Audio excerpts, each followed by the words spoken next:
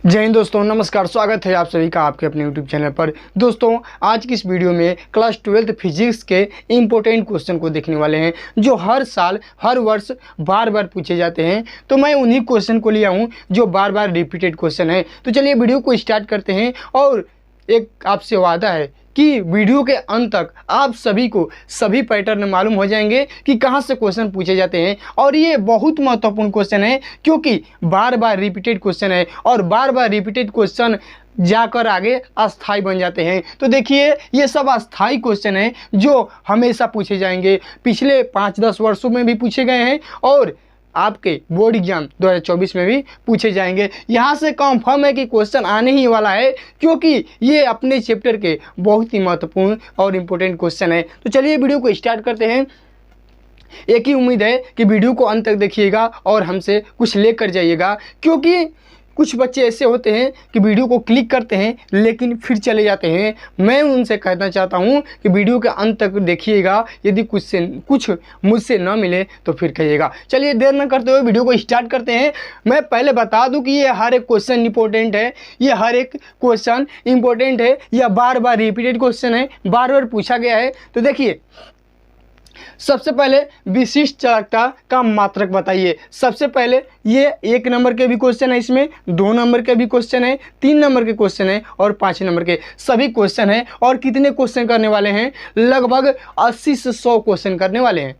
यदि बताइए आप 80 से 100 क्वेश्चन करते हैं तो आपका कॉन्फिडेंस किस लेवल का होगा आप जान सकते हैं। देखिए, सबसे पहला है विशिष्ट चालकता का मात्रक बताइए। यानी विशिष्ट चालकता का मात्रक क्या होता है ये बताइए। अब चलिए L/R का मात्रक एवं बीमा लिखिए। L/R का मात्रक एवं बीमा लिखिए। इसके बाद आता है विभव प्रवणता कौन सी राशि है। यानी जो विभव प्रवणता होती है वह कौन सी राशि है, इसको बताना है। अब देखिए, गतिशील आवेश कौन कौन क्षेत्र उत्पन्न करता है। यानी गतिशील आवेश का मतलब कि जब आवेश चलता है, किसी परिपथ से चलता है या आवेश जब प्रवाहित होता है तो वह कौन कौन से क्षेत्र को उत्पन्न करता है, यही पूछ रहा है। अब देखिए, लारेंस बल क्या होता है। लारेंस कहिए या लारेंज बल कहिए, लारेंस बल क्या होता है इसको बताइए। अब देखिए, आवेश के पृष्ठ घनत्व से क्या समझते हैं। यानी आप आवेश के पृष्ठ घनत्व से क्या समझते हैं इसको बताइए। इसके बाद आता है आवेश के रेखीय घनत्व से क्या समझते हैं इसको बताइए। ये दोनों बहुत महत्वपूर्ण हैं क्योंकि कभी कभी ये दोनों आ जाते हैं। और ये देखिए, इसमें मैं ये नहीं कहूँगा ना कि ये महत्वपूर्ण है इसको याद कर लो। मैं कहूँगा कि जो टोटल क्वेश्चन है ना, पूरे को याद कर लो। 80 से 100 क्वेश्चन है, लगभग आप 2 दिन में सॉल्व कर सकते हैं। तो इसको करिएगा, अवश्य करिएगा। देखिए, मेहनत से बनती है। मैं मेहनत करके क्वेश्चन को तैयार करता हूं, फिर आपके सामने लाता हूं। इसलिए बार बार कहता हूं कि वीडियो को अंत तक देखिए, क्योंकि मैं जानता हूं कि आपका मन चंचल है, आपका मन ठहरता नहीं है। एक वीडियो पर आपका मन ठहरता नहीं है। इसलिए मैं बार बार कह रहा हूँ कि हर एक क्वेश्चन महत्वपूर्ण है। इसलिए वीडियो को अंत तक देखिए और हमारे यहाँ से कुछ लेकर अवश्य जाइए। देखिए, हो गया ना। अब देखिए, वैद्युत क्षेत्र की तीव्रता वह इसका मात्रक बताइए। यानी वैद्युत क्षेत्र क्या होता है और इसका मात्रक क्या है इसको बताना है आपको। अब देखिए, अपवहन वेग या अपवाह वेग दोनों एक ही चीज़ है। देखिए, अपवहन वेग तथा विद्युत धारा में संबंध बताइए। देखिए, जो संबंध है आप पूरा याद कर लीजिए। जो संबंध है याद कर लीजिए, क्योंकि संबंध से 2-3 क्वेश्चन अवश्य आता है। तो देखिए, यहाँ पर अपवहन वेग तथा विद्युत धारा में संबंध बताइए। इसके बाद नेक्स्ट क्वेश्चन है किसी धारावाही वृत्ताकार कुंडली के केंद्र पर। इस क्वेश्चन को एकदम वेरी मोस्ट इंपोर्टेंट मानिएगा। देखिए, किसी धारावाही वृत्ताकार कुंडली के केंद्र पर उत्पन्न चुंबकीय क्षेत्र की तीव्रता का व्यंजक प्राप्त करना है। यानी आपको सूत्र निकालना है, यानी सूत्र का निगमन करना है कि किसी धारावाही वृत्ताकार कुंडली के केंद्र पर उत्पन्न चुंबकीय क्षेत्र की तीव्रता का व्यंजक प्राप्त कीजिए। अगला नेक्स्ट क्वेश्चन है। देखिए, ये क्वेश्चन एकदम गांठ मान लीजिए क्योंकि ये पूछेगा। इसमें से एक क्वेश्चन कंफर्म आना है क्योंकि ये अपने टॉपिक का, ये अपने चैप्टर का बहुत महत्वपूर्ण क्वेश्चन है। अपने टॉपिक का, जैसे आप कहते हैं ना कि ये हमारे गाँव के सबसे रईस आदमी है, ये हमारे गांव का सबसे गरीब आदमी है, उसी तरह ये अपने चैप्टर का बहुत महत्वपूर्ण क्वेश्चन है। देखिए, आइंस्टीन के प्रकाश वैद्युत समीकरण का निगमन कीजिए। जो आइंस्टीन ने प्रकाश वैद्युत समीकरण दिया था उसके सूत्र को लिखना है, यानी उसका निगमन करना है। अब देखिए, आइंस्टीन के प्रकाश वैद्युत प्रभाव के नियमों को लिखिए। यानी प्रकाश वैद्युत प्रभाव के संबंधित जो आइंस्टीन ने अपने नियम को प्रतिपादित किए उसको लिखिए। इसके बाद आता है प्रकाश वैद्युत प्रभाव क्या है, यानी प्रकाश वैद्युत प्रभाव क्या है इसके नियम को लिखिए। इतने टाइप के क्वेश्चन पूछता है। अब देखिए अगले क्वेश्चन को देखते हैं। देखिए विद्युत फ्लक्स तथा वैद्युत क्षेत्र में संबंध बताइए। मैं अभी आपको कहा 1 मिनट पहले कि जितने भी संबंध है उसको याद कर लीजिए, क्योंकि संबंध जरूर पूछेगा आपसे। अब देखिए वैद्युत फ्लक्स का मात्रक एवं बीमा लिखिए। वैद्युत फ्लक्स का मात्रक एवं इसकी बीमा लिखिए। इलेक्ट्रॉन वोल्ट की परिभाषा लिखिए। इलेक्ट्रॉन वोल्ट क्या होता है इसको बताइए। अब देखिए कूलाम के नियम के लिखिए, यानी कूलाम ने क्या नियम दिया, दो बिंदु आवेश के बारे में जो नियम दिया उसको लिखिए। यानी जब कूलाम का नियम आए तो आप कूलाम के नियम को लिखिए, जो उन्होंने सूत्र दिया उसको लिखिए। तो देखिए जब पूरा लिखेंगे, जैसे कूलाम के नियम को लिखिए तो आप कूलाम की पहले परिभाषा लिखिए कि कूलाम बल क्या बताता है। इसके बाद जो कूलाम ने सूत्र दिए उसको लिखिए, तब आपको फुल नंबर मिलेगा। इसके बाद देखिए अगला है हाइगेंस के द्वितीयक तरंगिकाओं का सिद्धांत लिखिए। ये क्वेश्चन बहुत महत्वपूर्ण है, क्योंकि ऐसा कोई सा भी सेट नहीं और ऐसा कोई साल नहीं जिसमें नहीं पूछा हो। हर एक साल हर एक सेट में ये पूछा गया क्वेश्चन है। हाइगेंस के द्वितीयक तरंगिकाओं का सिद्धांत लिखिए और इसके आधार पर अपवर्तन पूछेगा या परावर्तन की व्याख्या करिए। यानी आपसे ये पूछेगा कि हाइगेंस के द्वितीयक तरंगिकाओं का सिद्धांत लिखिए, इसके आधार पर अपवर्तन की व्याख्या करिए, या आपसे पूछ सकता है कि इसके आधार पर परावर्तन की व्याख्या कीजिए। तो ये आप याद कर लीजिएगा, बहुत महत्वपूर्ण क्वेश्चन है। अब देखिए ये भी बहुत महत्वपूर्ण क्वेश्चन, पीएन संधि डायोड का पूर्ण दृष्टि का परिपथ आरेख खींचिए। ये तो सब में रहेगा, लेकिन अलग अलग क्या क्वेश्चन बनेगा इसको देखिए। देखिए पीएन संधि डायोड का पूर्ण दृष्टि का परिपथ आरेख खींचिए और देखिए क्या कहता है, तथा इसकी कार्यविधि का उल्लेख कीजिए। ये पूछ सकता है क्वेश्चन, या कहेगा पीएन संधि डायोड का पूर्ण दृष्टि का परिपथ आरेख खींचिए और इसकी विशेषताएं में पूछेगा कि अग्र अभिनति क्या होता है तथा पश्च अभिनति क्या होता है, इसको लिखिए। यानी इसके विशेषताओं का उल्लेख कीजिए। तो इसकी विशेषताएं हैं अग्र अभिनति और पश्च अभिनति। तो देख लिए ये क्वेश्चन है। अब देखिए अगला क्वेश्चन है विद्युत द्विध्रुव की अक्षीय स्थिति में वैद्युत क्षेत्र की तीव्रता का व्यंजक प्राप्त कीजिए। यहाँ पर अक्षीय दे सकता है और निरक्षीय स्थिति दोनों दे सकता है आपको। तो देखिए वैद्युत द्विध्रुव की अक्षीय स्थिति, या कह सकता है कि निरक्षीय स्थिति में वैद्युत क्षेत्र की तीव्रता का व्यंजक प्राप्त कीजिए। इसके बाद नेक्स्ट क्वेश्चन है, बहुत महत्वपूर्ण क्वेश्चन है, ओमीय एवं अनओमीय प्रतिरोधों के लिए वोल्टता तथा धारा के बीच ग्राफ खींचिए। बहुत महत्वपूर्ण है, ग्राफ खींचने जो भी संबंध ग्राफ ये दे रहा है इसको याद करते जाइएगा, क्योंकि आपसे पूछेगा ओमीय तथा अनोमीय प्रतिरोधों के लिए वोल्टता तथा धारा के बीच ग्राफ खींचिए। इसके बाद आता है गतिशीलता क्या है। इसके बाद आता है कि गतिशीलता क्या है, 1 नंबर का क्वेश्चन है ये। अब देखिए गॉस का नियम लिखिए, गॉस कहिए या गॉस का नियम लिखिए, यानी जो गॉस थ्योरम है, गॉस ने क्या क्या कहा इसके नियम को लिखना है। अब देखिए ओमीय एवं अनोमीय प्रतिरोधों में क्या अंतर होता है इसको बताइए। यानी जो ओमीय प्रतिरोध है वो क्या बतलाता है और जो अनोमीय प्रतिरोध है वो क्या बतलाता है, इसमें अंतर लिखना है, अब चलिए नेक्स्ट क्वेश्चन की ओर चलते हैं। विद्युत चुंबकीय तरंग की विशेषताओं का उल्लेख कीजिए। बहुत महत्वपूर्ण है, हर एक सेट में पूछा गया है कि विद्युत चुंबकीय तरंग क्या होता है, इसकी विशेषताओं को लिखिए। अब देखिए नेक्स्ट क्वेश्चन है समांतर प्लेट संधारित्र। देखिए जो समांतर प्लेट संधारित्र है ये एक टॉपिक है, इससे रिलेटेड जितने भी न्यूमेरिकल है, डेरिवेशन है, या जितने भी संबंधित हेडिंग है इसको याद कर लीजिएगा, क्योंकि समांतर प्लेट संधारित्र से हर साल क्वेश्चन पूछता है। और एक क्वेश्चन मैं बताता हूँ, समविभव पृष्ठ क्या होता है इसको भी याद कर लीजिएगा। यानी ये क्या है, ये टॉपिक है। जैसे समविभव पृष्ठ क्या है, ये टॉपिक है, और इससे संबंधित जितने भी हेडिंग है उसको याद कर लीजिएगा। जैसे मैंने बताया कि समांतर प्लेट संधारित्र एक टॉपिक है, इससे संबंधित जितने भी हेडिंग है, जितने भी न्यूमेरिकल्स, जितने भी टाइप के पूछे जाते हैं उसको याद कर लीजिएगा, क्योंकि 1 से 2 क्वेश्चन जरूर पूछता है। अब देखिए विभव मापी का सिद्धांत लिखिए, यानी विभव मापी क्या है, ये किस सिद्धांत पर कार्य करता है, इसके कार्य करने की क्षमता क्या है, इसको लिखना है। अब देखिए ट्रांसफार्मर क्या है, इसकी संरचना बताइए। ट्रांसफार्मर क्या है, इसकी संरचना बताइए, ये 3 नंबर का क्वेश्चन है। और यदि पूछेगा ट्रांसफार्मर क्या है, इसकी संरचना एवं इसकी कार्यविधि का उल्लेख करिए, तो 5 नंबर का क्वेश्चन आपसे पूछ लेगा। तो देखिए ट्रांसफार्मर के बारे में अवश्य पढ़ कर जाइएगा, क्योंकि देखिए 1-2 नंबर वाले तो 1 नंबर वाले क्वेश्चन तो कहीं से बन सकता है, क्योंकि 1000 क्वेश्चन है 1 नंबर वाले, 2 नंबर वाले भी बन सकते हैं, लेकिन 3 नंबर वाले और 5 नंबर वाले क्वेश्चन अस्थायी होते हैं और उसी में इधर उधर करके दिया जाता है। यानी 1 साल दूसरा दिया जाएगा, फिर 2 साल के बाद फिर उस क्वेश्चन को रिपीट किया जाएगा, यानी ऐसे पूछा जाता है। अब देखिए नेक्स्ट क्वेश्चन है विद्युत परिपथीय संबंधी किरचॉफ का नियम लिखिए। यानी विद्युत परिपथीय संबंधी जो किरचॉफ ने नियम को दिया था उसको लिखिए, या उसका उल्लेख करिए।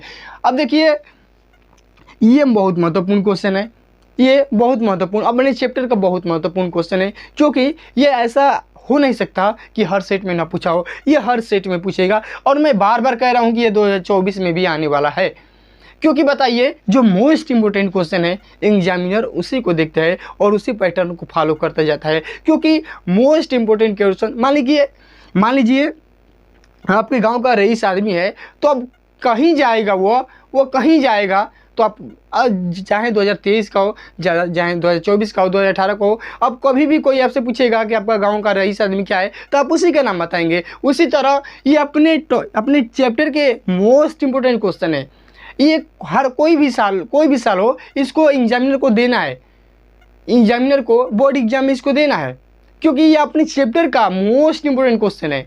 अब देखिए अगला क्वेश्चन देखते हैं, नाभिकीय विखंडन तथा नाभिकीय संलयन से आप क्या समझते हैं। यानी नाभिकीय विखंडन क्या चीज़ होती है और नाभिकीय संलयन क्या चीज़ होती है, इसको आपको स्पष्ट करना है। जानते हैं कभी कभी 3 नंबर और कभी कभी 5 नंबर का क्वेश्चन ये आता है, 5 नंबर का क्वेश्चन आता है।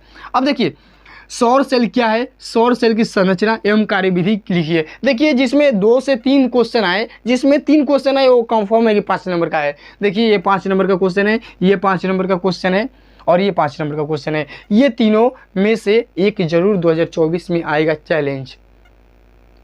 अब देखिए सौर सेल क्या है, सौर सेल की संरचना एवं कार्यविधि का उल्लेख करिए। इसके बाद आता है रदरफोर्ड की परमाणु मॉडल की व्याख्या करें। देखिए ये रदरफोर्ड ने जो प्रयोग किए, जो एक्सपेरिमेंट किए, जिन चीज़ों पर किए, आपको सब कुछ डिटेल्स इसको रखना है। यानी रदरफोर्ड के बारे में संपूर्ण डाटा आपको याद करना है कि रदरफोर्ड ने क्या किया, कैसे किया, यानी किन किन चीज़ों पर ध्यान दिया, यानी ये फेल क्यों है, सफल क्यों है, यानी सब कुछ आपसे पूछ सकता है। अब देखिए प्रेरकत्व तथा स्वप्रेरकत्व क्या है। ऐसा हो नहीं सकता कि हर एक सेट में प्रेरकत्व न पूछा हो। जी हाँ, आप सुन रहे हैं सही, प्रेरकत्व हमेशा पूछता है। प्रेरकत्व एक ऐसा टॉपिक है जो अपने आप में बहुत महत्वपूर्ण है, और प्रेरकत्व जहाँ पूछेगा उस टॉपिक में स्वप्रेरकत्व का नाम जरूर आएगा। तो इसलिए मैं कह रहा हूँ कि प्रेरकत्व तथा स्वप्रेरकत्व को याद कर लीजिए, ये क्या होते हैं। इसके बाद देखिए भूचुंबकत्व क्या है, समझाइए। कितने नंबर का है, 5 नंबर का है। तो मैं अभी लगभग आपको 5 से 7 क्वेश्चन 5 नंबर वाला बता दिए होंगे, जैसे कि ये पहला और ये दूसरा, यानी ये 5 नंबर का, और देखिए ट्रांसफार्मर वाला 5 नंबर का। अब देखिए नाभिकीय विखंडन वाला 5 नंबर का, सौर सेल वाला 5 नंबर का। अब देखिए रदरफोर्ड की परमाणु मॉडल की व्याख्या करिए, ये 3 नंबर का क्वेश्चन है। भूचुंबकत्व 5 नंबर का क्वेश्चन है। अब देखिए एम्पियर का परिपथीय नियम लिखिए। यानी एम्पियर का परिपथीय नियम लिखिए। यानी एम्पियर ने जो अपने सिद्धांत दिए, यानी धारावाहिक चालक के बारे में जो सिद्धांत दिए, उसको लिखना है। अब देखिए फैराडे के नियम का उल्लेख करिए। देखिए ये दोनों एक ही चीज़ है, फैराडे का नियम पूछे या परिपथीय नियम पूछे, ये दोनों एक ही चीज़ है, लेकिन क्वेश्चन कितने टाइप से पूछ सकता है ये आपको बता रहा हूँ। एम्पियर का परिपथीय नियम लिखिए, फैराडे के नियमों का उल्लेख कीजिए। चलिए इतना क्वेश्चन हो गया। देखिए आपको याद करना है, क्योंकि मेहनत हमारी व्यर्थ न जाए। मैं मेहनत से वीडियो बनाता हूँ कि आपकी हर एक समस्या का समाधान हो। कितने लोग कहते हैं कि फिजिक्स बहुत डरावनी चीज़ है, लेकिन आपको याद करना है। जब आपको कंफर्म हो गया कि क्वेश्चन यहीं से आएगा, तो आपको ये 80 से 100 क्वेश्चन है, तो इसको करने में क्या हर्ज है बताइए। इसको करने में क्या हर्ज है। यदि नहीं होता है 2 दिन में नहीं होता है तो 10 दिन में करिए, इसको पढ़ पढ़ के हल करिए। क्या बात है, जब 2024 बोर्ड एग्जाम में बैठेंगे ना, तब कहेंगे कि हाँ वो क्वेश्चन सही था, उसको सॉल्व करके आना चाहिए। अब देखिए 1-2 बार सॉल्व कर देंगे 10-15 दिन में, जितने दिन में 10 से 15 दिन लीजिए और ये जितने भी क्वेश्चन हैं इसको बार बार सॉल्व करिए, यानी रोज़ रोज़ सॉल्व करिए। ऐसे करते करते आपको याद हो जाएगा। तो चलिए अब चलते हैं नेक्स्ट क्वेश्चन की ओर। तो चलिए अब अगले क्वेश्चन को देखते हैं। देखिए नेक्स्ट क्वेश्चन है, वृत्ताकार धारावाही कुंडली के केंद्र पर चुंबकीय क्षेत्र का व्यंजन का निगमन करिए या उसको निगमित करिए। देखिए बहुत महत्वपूर्ण है, क्योंकि वृत्ताकार धारावाही कुंडली के केंद्र पर जो चुंबकीय क्षेत्र ज्ञात करने के लिए कहता है, इसका निगमन जरूर पूछता है। क्योंकि यह हर एक सेट में देखा गया है कि हर साल हर सेट में एक क्वेश्चन वृत्ताकार धारावाही कुंडली से जरूर पूछा गया है और वो निगमन का ही है। ये महत्वपूर्ण चीज़ है। चलिए अगला देखते हैं, धारामापी की सुग्राहिकता का अर्थ समझाइए कि धारामापी की सुग्राहिकता क्या बताती है, क्या मैसेज देती है, इसको बताइए। अब देखिए, एक लंबी परिनालिका के स्वप्रेरकत्व का सूत्र स्थापित करिए। यानी मैं आपसे बार बार पहले ही कहा, कुछ समय पहले ही कहा कि स्वप्रेरकत्व और प्रेरकत्व बहुत महत्वपूर्ण है और इससे क्वेश्चन 1, 2, 3 जरूर कुछ पूछे जाते हैं। अब देखिए वैद्युत द्विध्रुव, देखिए जो वैद्युत द्विध्रुव है ना, ये एक टॉपिक है। वैद्युत द्विध्रुव से जितने भी न्यूमेरिकल हैं, जितने भी डेरिवेशन हैं और इससे संबंधित जितने भी हेडिंग हैं, उनको सबको याद कर जाइएगा, क्योंकि वैद्युत द्विध्रुव आघूर्ण और वैद्युत द्विध्रुव बहुत ही महत्वपूर्ण क्या है, टॉपिक है। इससे जितने भी हेडिंग हैं सब कुछ याद करके जाइएगा। अब देखिए 0 केल्विन ताप पर शुद्ध अर्धचालक क्या होते हैं। देखिए 0 केल्विन ताप पर शुद्ध अर्धचालक क्या होते हैं, इसको आपको बताना है। अब देखिए बोर का परमाणु मॉडल, यानी देखिए बोर का परमाणु मॉडल एक क्या है, टॉपिक है। बोर के परमाणु मॉडल के सिद्धांत पर देखिए, बोर के परमाणु मॉडल से संबंधित जितने भी टॉपिक्स है, जितने भी हेडिंग है, बोर का परमाणु मॉडल एक टॉपिक है। और बोर के परमाणु के मॉडल के अनुसार, यानी बोर के अनुसार जितने भी थ्योरी हैं, जितने भी कंसेप्ट हैं, सबको याद करके जाना है, क्योंकि ये खुद एक टॉपिक है और इससे रिलेटेड जितने भी हेडिंग हैं, जितने भी कंसेप्ट हैं, जितने भी क्वेश्चन हैं, जितने भी कारण हैं, जितने भी प्रयोग हैं, सबको याद करके जाना है। अब देखिए समविभव पृष्ठ की परिभाषा बताइए, यानी समविभव पृष्ठ को परिभाषित कीजिए। अगला क्वेश्चन है, चल कुंडली धारामापी की धारा सुग्राहिकता को समझाइए। यानी जो चल कुंडली है, देखिए ध्यान में रखिएगा, क्योंकि चल कुंडली बहुत पूछा गया है। देखिए चल कुंडली धारामापी की धारा का सुग्राहिकता को समझाइए। अब देखिए मीटर सेतु का सिद्धांत लिखिए, यानी मीटर सेतु क्या सिद्धांत है, उसका सिद्धांत क्या है, उसका सिद्धांत क्यों है, इसको बताना है। अब देखिए बायोसेवर्ट नियम को समझाइए, यानी बायोसेवर्ट नियम आपको क्या कहता है, इसका उल्लेख करना है आपको। देखिए दे ब्रोगली तरंग दैर्घ्य का सूत्र लिखिए। दे ब्रोगली सिद्धांत या दे ब्रोगली तरंग दैर्घ्य, यह बहुत ही इम्पोर्टेंट एक टॉपिक है और इस टॉपिक से रिलेटेड और भी कुछ हेडिंग्स हैं जिनसे बार बार क्वेश्चन बनता है। अब देखिए अगला क्वेश्चन, फोटो डायोड क्या है। देखिए 5 नंबर का क्वेश्चन है। कभी कभी आपसे सिर्फ पूछता है कि फोटो डायोड क्या है, लेकिन 5 नंबर में पूछता है कि फोटो डायोड क्या है। फोटो डायोड की संरचना एवं कार्यविधि का उल्लेख कीजिए। यानी जब मैं आपसे पहले ही कहा कि जब 3 क्वेश्चन पूछे, जब एक क्वेश्चन में 3 क्वेश्चन दे दे तो वो कितने नंबर का होगा, 5 नंबर का होगा। तो देखिए ये तो हम लोगों ने देख लिया। देखिए हल करिएगा, मैं बार बार कह रहा हूँ कि मेहनत लग रही है, क्वेश्चन को जुटाने में मेहनत लग रही है, इसलिए इसको हल करिएगा और वीडियो को शेयर जरूर करिएगा। चलिए अगले क्वेश्चन की ओर चलते हैं। देखिए रदरफोर्ड के अल्फा प्रकीर्णन प्रयोग से प्राप्त निष्कर्ष लिखिए। यानी जो रदरफोर्ड ने अपने अल्फा प्रकीर्णन के द्वारा जो रिजल्ट निकाला, उसी को पूछ रहा है कि रदरफोर्ड ने अल्फा प्रकीर्णन जब किया तो उससे क्या रिजल्ट मिला, वो क्या बताए, उन्हीं को पूछ रहा है। अब देखिए व्हीटस्टोन सेतु एक हेडिंग है, एक छोटा सा हेडिंग है, इसको याद करके जाइएगा कि व्हीटस्टोन सेतु क्या है। व्हीटस्टोन सेतु को समझाइए या इसका सिद्धांत लिखिए। इससे रिलेटेड जितने भी हेडिंग है उसको याद करके जाइएगा। अब देखिए आँख की समंजन क्षमता से क्या अभिप्राय है। देखिए आँख की समंजन क्षमता से डेरिवेशन है, न्यूमेरिकल भी पूछा जाता है, इसका कंसेप्ट भी पूछा जाता है और ये भी पूछा जाता है कि आँख की समंजन क्षमता क्या कहलाती है। अब देखिए अगला क्वेश्चन है, प्रेरित विद्युत वाहक बल का अर्थ समझाइए। यानी जो प्रेरित विद्युत वाहक है बल है इसकी परिभाषा को बताइए। अब देखिए किसी पतले उत्तल लेंस के लिए लेंस मेकर सूत्र व्युत्पन्न करिए। एक बहुत ही महत्वपूर्ण टॉपिक है, छोटा सा लेंस मेकर सूत्र, इसको हमेशा याद करके जाइएगा क्योंकि इसका डेरिवेशन भी आता है। अब देखिए बोर के परमाणु प्रारूप के अभिगृहितों को लिखिए। समझिएगा बहुत बड़ा क्वेश्चन है। देखिए बोर के परमाणु प्रारूप के अभिगृहितों को लिखिए, इसके आधार पर हाइड्रोजन परमाणु के बोर कक्षा की त्रिज्या के लिए सूत्र निर्मित कीजिए। बहुत महत्वपूर्ण है, इतना बड़ा है तो 5 नंबर का तो बनता है। तो देखिए 5 नंबर का क्वेश्चन है, बोर के परमाणु प्रारूप के अभिगृहितों को लिखिए। यानी क्या कह रहा है कि अभिगृहितों को लिखिए, यानी जो परमाणु प्रारूप है किसका, बोर का, जो परमाणु प्रारूप है किसका, बोर का, इसके अभिगृहितों को लिखना है तथा इसी के आधार पर यानी अभिगृहितों के आधार पर हाइड्रोजन परमाणु के बोर कक्षा की त्रिज्या के लिए सूत्र का निगमन करना है। अब देखिए अगला है, विभवमापी एक वोल्ट मीटर से श्रेष्ठ क्यों माने जाते हैं। यानी आप जानते हैं कि विभवमापी एग्जैक्ट वोल्ट बताता है, एग्जैक्ट धारा बताता है, लेकिन ये वोल्ट मीटर एग्जैक्ट नहीं बताता है, तो इसीलिए इसको श्रेष्ठ माना जाता है। तो आप इसको पढ़िएगा कि विभवमापी एक वोल्ट मीटर से श्रेष्ठ क्यों माने जाते हैं। यानी देखिए ये श्रेष्ठ माना जा रहा है इससे, तो इसमें तो कुछ अलग क्वालिटी होगी ना, उसी को लिखना है। अब देखिए अगला है, बायो-सेवर्ट नियम क्या है। इसकी सहायता से वृत्ताकार धारावाही कुंडली के केंद्र पर चुंबकीय क्षेत्र की तीव्रता का व्यंजक प्राप्त कीजिए। यानी मैं अभी कहा कि बायो-सेवर्ट नियम से जो भी हेडिंग है, ये टॉपिक है बायो-सेवर्ट नियम, और इससे जितने भी हेडिंग है उसको याद करके जाइएगा, जितने भी न्यूमेरिकल है, जितने भी डेरिवेशन है उसको याद करके जाइएगा, क्योंकि 1 से 2 क्वेश्चन बायो-सेवर्ट नियम से अवश्य पूछेगा।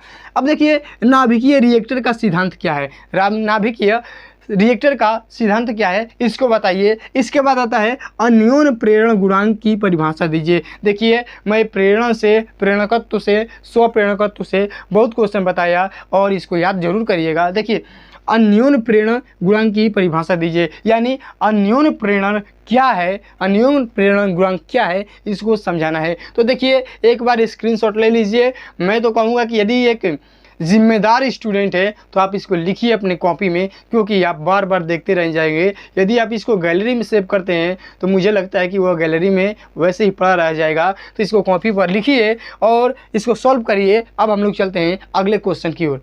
मुख्य क्वांटम संख्या के वर्ग के अनुक्रमानुपाती होती है। यानी बोल रहा है कि बोर के परमाणु मॉडल के आधार पर सिद्ध कीजिए कि परमाणु की अस्थायी कक्षाओं की त्रिज्या मुख्य क्वांटम संख्या के वर्ग के समानुपाती होती है। यानी परमाणु की अस्थायी कक्षाओं की त्रिज्या उतना ही होती है जितना मुख्य क्वांटम संख्या के वर्ग की संख्या होती है। यानी जो मुख्य क्वांटम संख्या है इसका मान यदि जैसा रहेगा वैसा ही परमाणु की अस्थायी कक्षकों का भी मान होगा। यानी समानुपाती का मतलब कि ये जैसा व्यवहार करेगा वैसा ही ये व्यवहार करेगा।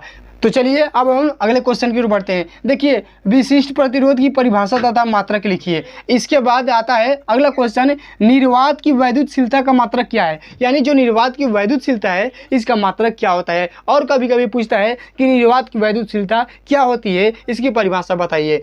अब देखिए मोस्ट इंपोर्टेंट क्वेश्चन, देहली आवृत्ति एवं कार्यफलन में संबंध लिखिए। मैं आपको बार बार कह रहा हूं कि 1-2 संबंध आपसे पूछता है तो इसको याद कर लीजिएगा कि देहली आवृत्ति एवं कार्यफलन में संबंध ज्ञात कीजिए।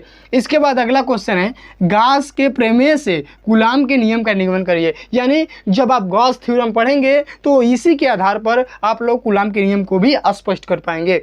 देखिए अगला क्वेश्चन है, किसी वैद्युत क्षेत्र की तीव्रता तथा विभव प्रवणता के बीच संबंध स्थापित करिए। यानी वैद्युत क्षेत्र की तीव्रता तथा विभव प्रवणता के बीच संबंध स्थापित करना है। अगला क्वेश्चन है, सेल के आंतरिक प्रतिरोध से क्या समझते हैं, यानी जो सेल का आंतरिक प्रतिरोध होता है, यानी जो सेल अपने अंदर रुकावट उत्पन्न करता है, अपने अंदर रुकावट उत्पन्न करने का गुण रखता है, उसकी क्या विशेषता है और उससे आप क्या समझते हैं, इसको लिखिए। देखिए अगला है विशिष्ट प्रतिरोध क्या होता है, विशिष्ट प्रतिरोध क्या होता है और धारा घनत्व क्या होता है, इसकी परिभाषा पूछेगा और ये एक एक नंबर के क्वेश्चन है।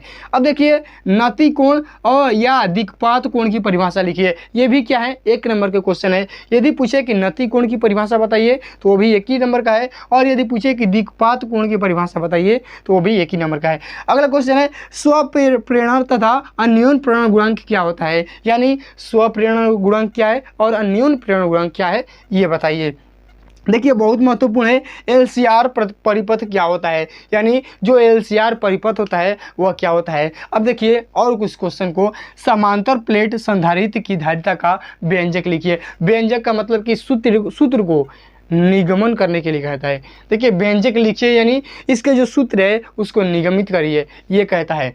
अब देखिए कह रहा है कि पतले लेंस का सूत्र बताइए, इसके बाद संयुक्त लेंस की फोकस दूरी बताइए और समविभव पृष्ठ की परिभाषा तथा विशेषताएं बताइए। मैं कह रहा हूँ कि विभव से समविभव से क्वेश्चन जरूर पूछा जाएगा, एक दो आपसे क्वेश्चन जरूर पूछ लिए जाएंगे। और इसके पिछले समय में हम लोगों ने देखा समविभव पृष्ठ क्या होता है और इससे और क्वेश्चन देखे, लेकिन यहाँ पर पूछ रहा है कि समविभव पृष्ठ की परिभाषा बताइए तथा समविभव पृष्ठ की विशेषताओं को लिखिए।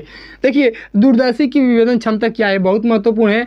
दूरदर्शी की विभेदन क्षमता क्या होती है, इसको स्पष्ट करिए। और हम लोगों का आज का इस वीडियो का लास्ट क्वेश्चन है, देखिए रदरफोर्ड की परमाणु मॉडल की मुख्य कमियां क्या थी। मैं आपको बार बार कह रहा हूं कि जो रदरफोर्ड है ना, यदि रदरफोर्ड या बोर आ गए ना तो इनसे संबंधित जो भी घटनाएं हुई हैं उनको लिख लीजिए, क्योंकि उनके संबंधित हर एक टॉपिक से, हर एक हेडिंग से, हर एक सिद्धांत से क्वेश्चन पूछे जाएंगे। तो ये रहा आज का वीडियो, आपको कैसा लगा ये तो बताना पड़ेगा, और साथ ही चैनल को सब्सक्राइब करके जाना।